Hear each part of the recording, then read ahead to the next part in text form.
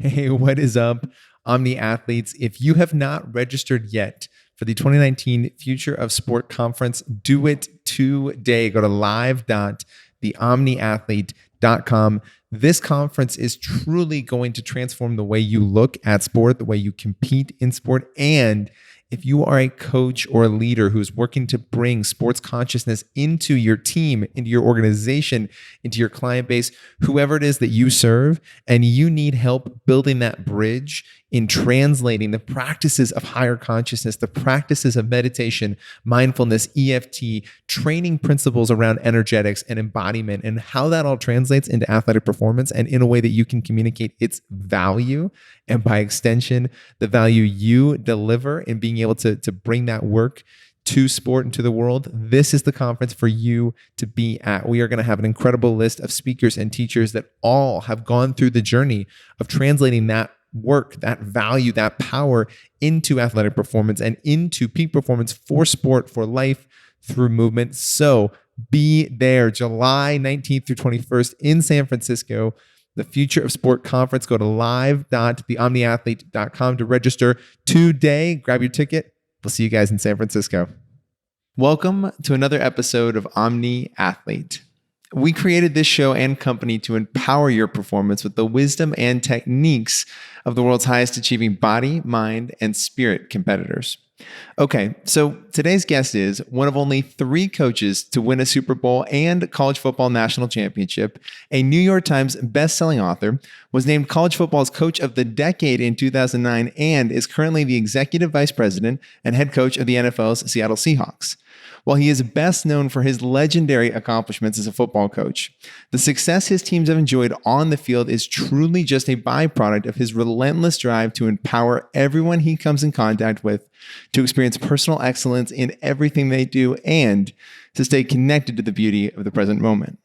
This drive has led him to also launch multiple initiatives that aim to reduce youth and gang violence through an innovative collaborative model, a high-performance mindset platform for Fortune 500 companies to develop high-performing individuals and teams, and the Performance Science Institute at USC's Marshall School of Business.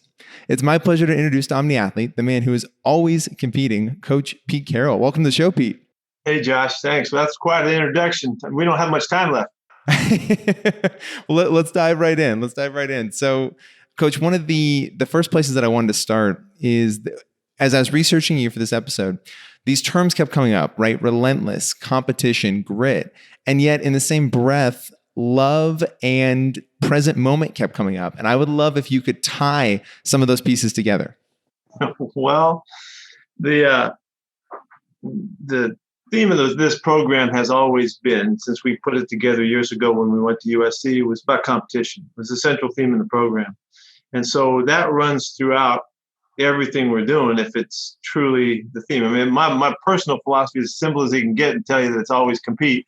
And so if I'm doing things that are true to myself, then we're going to be competing in every turn. So the thought is you're either competing or you're not. So the thought again goes to you're in a relentless pursuit of finding the competitive edge in everything you're doing. Well, man, that's a mentality, and that's something that pretty much dominates your brain and all.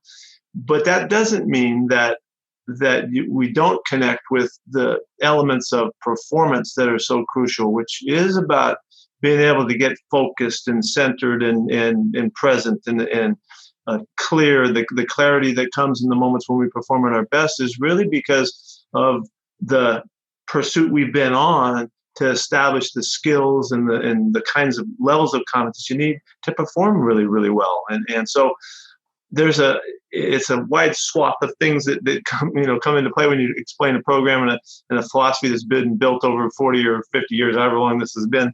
But hopefully, we can make sense of all of the elements of it to make it come together. So this philosophy is so authentic to you, and I'm sure that's what allows it and has allowed it to be implemented the way you have, because it's just an extension of you, right? It's an extension of what drives you. And I wonder, do you have advice or recommendations for coaches or athletes that are trying to find a similar kind of framework? Because when I listen to you and I watch you and watch your teams perform, it's very clear that even though this is driven from you, it's not about you. And I think that's a really challenging line to walk.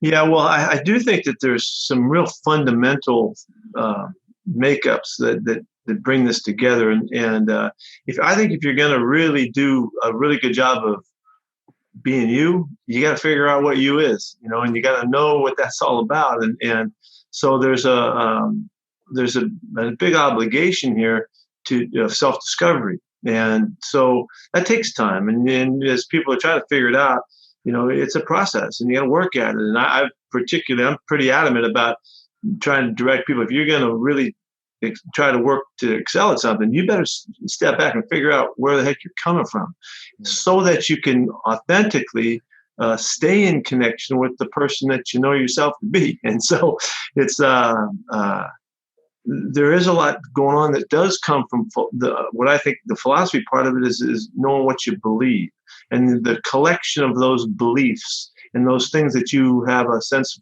that become uncompromising principles for yourself. Those are the things that guide you. And if you want to I say I don't care about doing good at something. I want to do well over a long period of time. I want to keep doing it. To do that, you got to know who you are, where you came from, so you can recreate the success and what it took to be successful. So it all goes back, and if you keep rolling it back, you got to get back to figuring out who you are and where you're coming from, and then try to organize a structure that can fit around that you can stay connected at all times, no matter what's going on. People can't knock you off course from that what you are, and then you have something. Now, hopefully, the collection of those things allow you to be successful, but it's so a person has to know who they are to really be at their best consistently, because you got to be able to come back to those elements that make you. A team has to know who they are so that they can create and then recreate which they are, so that they can be consistent over a long period of time, and on and on. So there is a process involved here, and there is this kind of a digging deep to understand. And so that's why, I'm a competitor. So my philosophy is always compete. So my approach is to develop a program where everybody can have a chance to strive to find the best, which is what competition is all about to me. Striving. It's the direction and the focus and the continued push to find your ways to be in connection with that what you want to become. And so all that's really important. So what comes up for me is this topic and idea of the coach's role in helping a player and a team, right? Both and really create that internal picture for where they want to go, and both the role that you play in that, and also the responsibility that goes with guiding and really stewarding that development. Yeah, there's a simple tool that we use that helps us create and really manifest what we want to create, and it starts with creating a vision for what you want to do or what you want to become, and or what you want to change, and having a really specific, clear thought that's you can write down and kind of halfway document right in front of you, and where there's no question of what's important to you. And once you've created that vision and you go, yeah, this feels good. Okay, I'm going for it. You've already set the universe in motion, in the right direction. That things now have a chance to go as you intend. But then the practice of making the vision come to life is your ability to continue to reconnect with the process and the adjustments and the changes and the growth that occurs on a consistent basis, until you can't deny the fact that you've created this thing that you were after and created this vision to come true. So that's whether it's a small change that you want to create in your own personal life, or an aspect of your game, or the makeup of what you want your team to become or your family to become.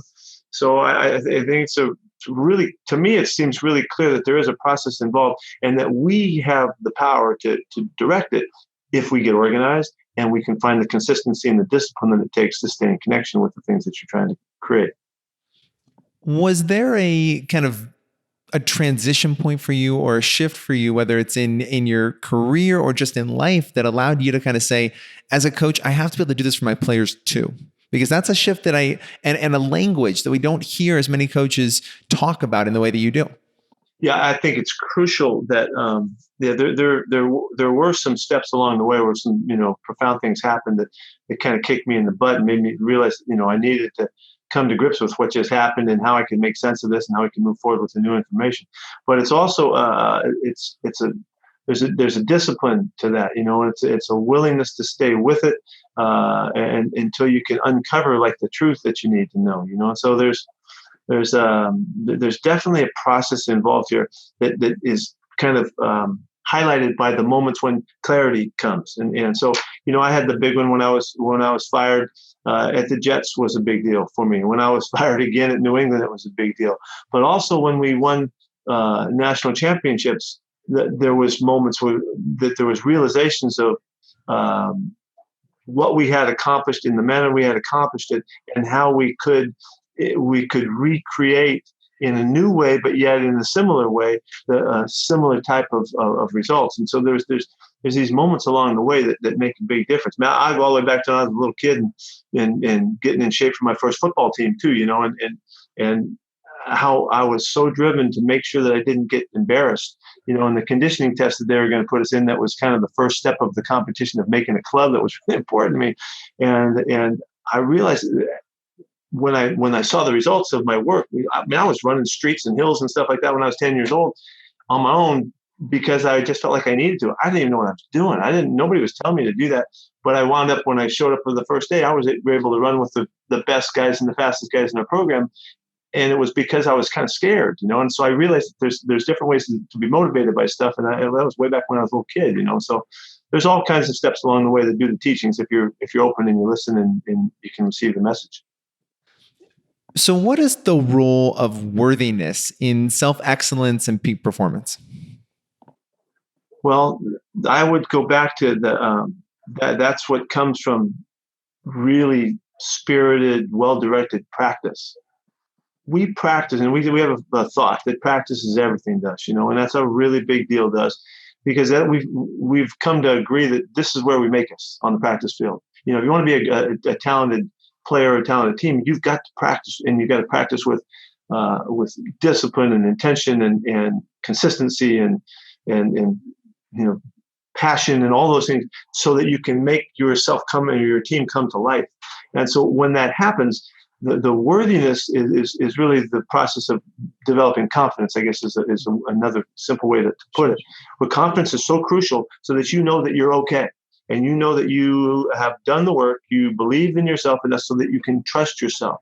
Because the confidence comes, but then you have to go to the next step of it and trust, so that you can get rid of the connection that can enter into your brain that keeps you from being confident, that inner conversation that happens, and that questioning and second guessing that can occur. We want to eliminate all that. So what I'm trying to do in our practice is to prove to our guys that they should feel confident.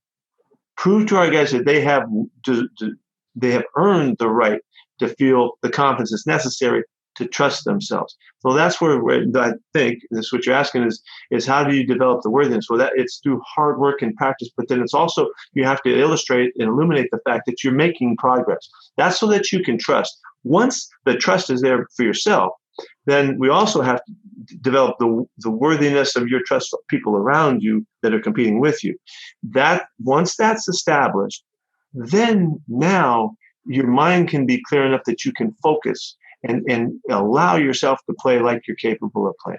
That's the whole performance model for me. That's what I'm trying to create for an individual player, but I'm also trying to create in the mind of the team that same status that comes from developing the confidence, so that you can trust those around you. So now we can go play the game, have fun, not worry about any outcome, play in the absence of the fears that come to us, and focus, in really supreme fashion. That's what we're all about. That's what we're trying to get done. And I would imagine that when you are pushing the team or an individual just to those edges consistently, it's much easier to do that when you can reconnect to this why of let's build the confidence so that we can go play free when it's actually time to play. Is that one of the loops that you try to build, is that connection to we're pushing hard because, and here's why? It's about this ability to then be able to show up confidently and just know that you've already done it. This shows us that there's purpose in what we're doing, and there's reason for for making it count. And it's my job to develop that connection on a regular basis that allows us to find the discipline and the repetition and the ability to persevere through the big challenges and keep it coming so that you can get good. It's hard work, and it's the discipline to stay with it. But that's not enough without the acknowledgement of what you've accomplished, and so that you can own it. And once we can get to that stage, then now it's the process of recreating. Every year we have to regain the work ethic and the mentality it takes to find our best. And we find another thought, Josh, about it is how valuable the people that you compete against and the role that they play in your personal development. When we can really make the truest sense of that person across from you that challenges you to bring your best on a regular basis is the person that is actually making you, then we can understand why you should love that person so much, because they're the one.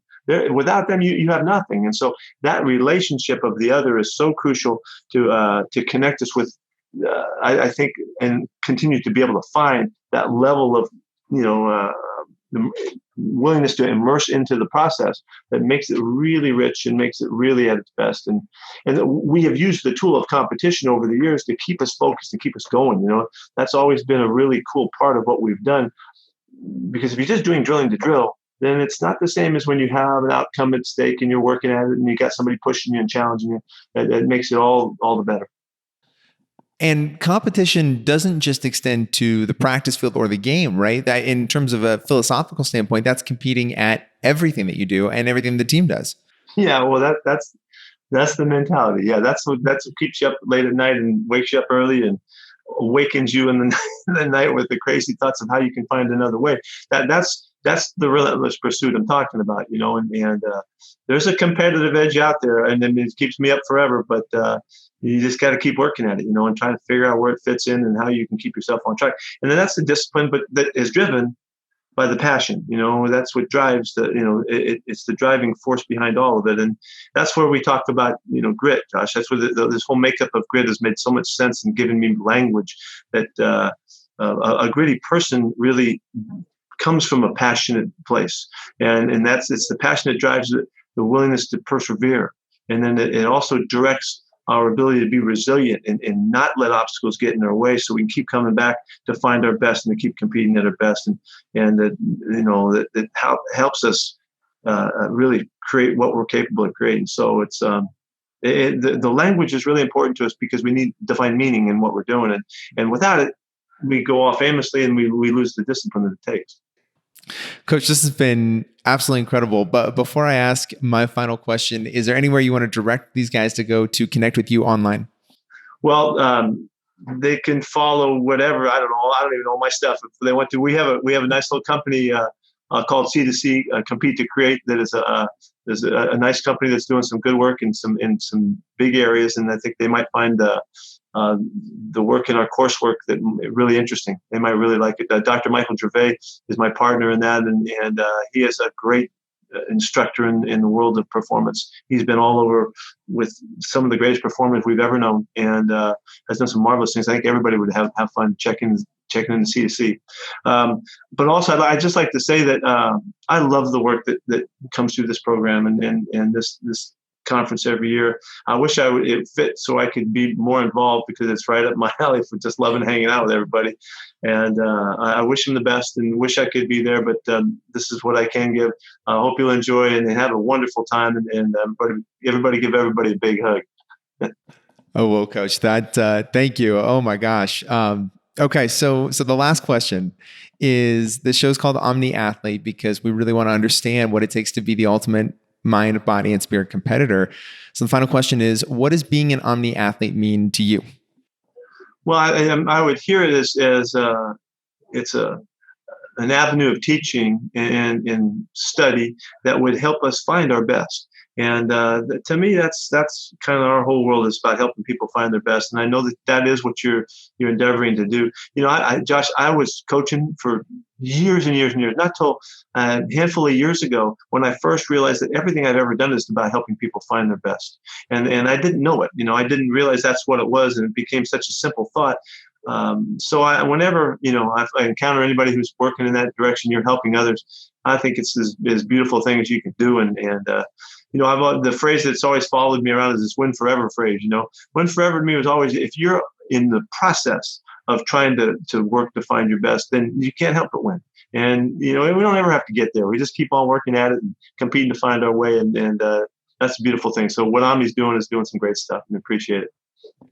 Thank you, Coach. This has been awesome and energizing. Guys, please go check out what Coach Carroll and Michael Gervais are doing at Compete to Create, the work they're doing, the energy they're bringing to practices that as Coach Carroll just mentioned, may not be brand new to the world, but to a lot of places and environments and cultures, they are brand new. And we have skills now and tools, and we're learning from two gentlemen that have literally walked the path at the highest levels of competition, and you have access to that information right now. So please go check out the work they're doing. And until next time, thank you guys for watching this episode of Omni Athlete. Thanks, Josh. See ya.